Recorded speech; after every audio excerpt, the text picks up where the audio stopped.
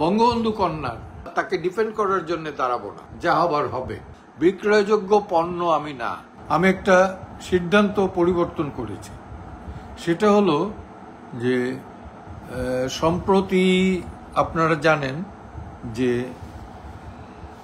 আইসিটিতে বঙ্গবন্ধু কন্যা মাননীয়া শেখ হাসিনাকে ডিফেন্ড করার জন্য আমি আইনজীবী হিসেবে নিয়োগ চেয়েছিলাম। প্রথমে বলেছিলাম যে তাকে ডিফেন্ড করব, তো আদালত বলল যে আপনি তো পারেন না, because she is fugitive. Meanwhile prosecution বলল যে অনলি স্টেট ডিফেন্সের প্রভিশনটা আছে। ওকে, এনিহাউ তাকে ডিফেন্ড করতে চাই। কিন্তু এখন যেটা দেখলাম যে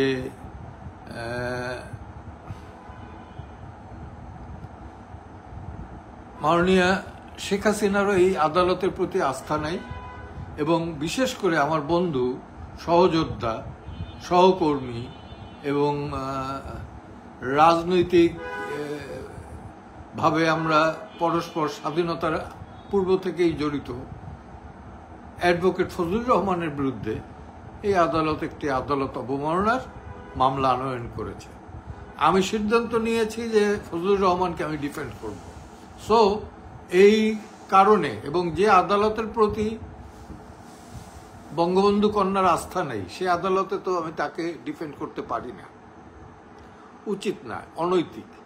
তো সেই কারণে আমি ফর্মালি, যদিও আমি অ্যাপয়েন্টমেন্ট পাইনি, পেলে পরে তাকে ফর্মালি জানাবো, আর না পেলে পরে এখান থেকে জানিয়ে দিলাম যে আমি আদালতে অন্তত বঙ্গবন্ধু কন্যার পক্ষে বা তাকে ডিফেন্ড করার জন্য দাঁড়াবো না, যা হবার হবে, দেখা যাবে। এখন বলতে পারেন যে আস্থা, বিচার বিভাগের প্রতি আস্থা আছে কিনা, এটা জনগণের কাছেই আমি ছেড়ে দিলাম। জনগণ দেখেন কতখানি আস্থাশীল বিচার বিভাগের প্রতি।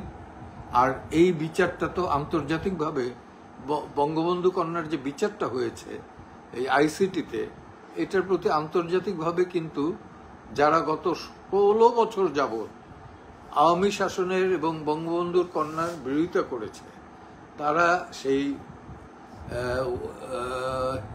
হিউম্যান রাইট ওয়াচ এবং অ্যামনেস্টি ইন্টারন্যাশনাল সহ বহু আন্তর্জাতিক সংগঠনই তাদের মতামত ব্যক্ত করেছে। আর আদালতে যদি আমি প্রপার ওয়েতে নির্বিঘ্নে ডিফেন্ড না করতে পারি, তাহলে তো সেখানে আইনজীবী হিসেবে নিয়োজিত হয়ে কোনো লাভ নেই। আর আরেকটা কথা বলি যে যত কিছুই হোক, আমি অ্যাডভোকেট ফজলুর রহমানকে ডিফেন্ড করব, এটা তাকেও আমি বলেছি এবং তার পাশে থাকব। শুধু এইটা নয়, সে মুক্তিযুদ্ধের বিরুদ্ধে এখন পর্যন্ত কোনো কথা বলে নাই। সে আমার চেয়েও কঠিন, আমার চেয়ে কেন, অনেকের চেয়ে কঠিন এবং অনমনীয় মুক্তিযোদ্ধা। মুক্তিযুদ্ধের প্রশ্নে সে কখনো কোনো আপোষ করে নাই। সে আপোষহীন নেতা, যদিও আরেক দল করে, আমি যদিও কোনো দল করি না। তো তাকে আমি ডিফেন্ড করার জন্য এগিয়ে যাব। আর আপনারা কেউ ভুল বুঝবেন না।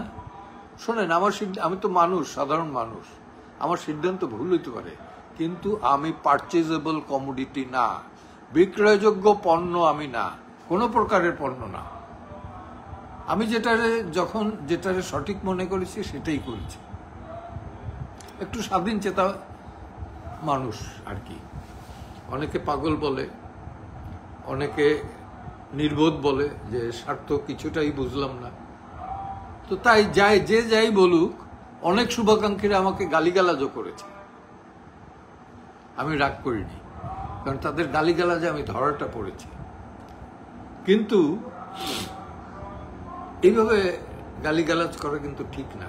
ভুল ধরিয়ে দিবেন, যদি শুভাকাঙ্ক্ষী হন ভুল ধরিয়ে দিবেন, বলবেন, গালিগালাজ করা ঠিক না। তাইলে তো বট বাহিনীর সাথে আপনাদের কোনো পার্থক্য রইল না। ওকে, ধন্যবাদ। আমি আবারও বলছি, আমি বঙ্গবন্ধু কন্যা শেখ হাসিনার আইনজীবী হব না। আর একটি ঘটনা আজকে দেখলাম টেলিভিশনে, কোর্টে তো দিকে তো যাওয়াই যায় না ভিড়ে। সেটা হলো যে আবেদন করা হয় নাই, রাজউক তাদেরকে জমি দিছে, সেটার জন্যে 3-7-21 বছর আর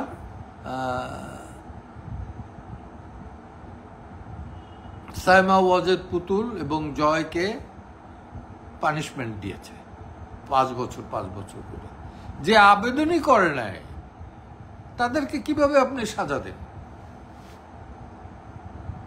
কিভাবে? আমি বুঝি না। এইগুলো আমি যেহেতু দুদকের মামলা, চেষ্টা করব আপিল করার। অর্থাৎ আমাকে যদি অনুমতি নাও দেওয়া হয়, যে করবে তার সাথে থাকব। লড়াই ছেড়ে যাব না। একটা জিনিস খেয়াল রাখবেন, এই দেশ পাকিস্তানিদের হাতে যাবে না, এদেশ মৌলবাদীদের হাতে যাবে না, এদেশ স্বাধীনতা বিরোধীদের হাতে থাকবে না। জয় বাংলা, জয় বাংলা।